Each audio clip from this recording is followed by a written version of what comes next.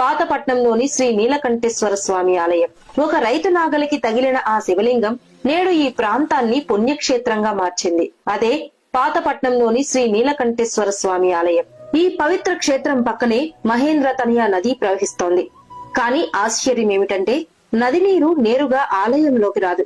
భూమి అడుగున ప్రవహించే జలధారలు మెల్లగా రాళ్ల పొరల మధ్య నుంచి చొచ్చుకుని గర్భగుడిలోకి చేరి శివలింగం చుట్టూ పవిత్ర జలస్రావంగా ప్రత్యక్షమవుతాయి.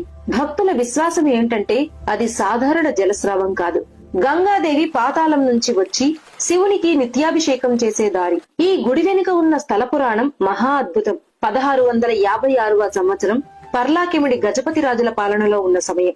ఒక రాత్రి గజపతి నారాయణదేవ్ మహారాజ్ నిద్రలో ఉండగా రాజుకి కలలో శివుడు కనిపించి, నేను ఈ నేలలో ఉన్నాను, వెలికి తీయు అని చెప్పారట. రాజు ఆ తర్వాత రోజు ఆ ప్రాంతంలోని పొలాలు, అడవులు,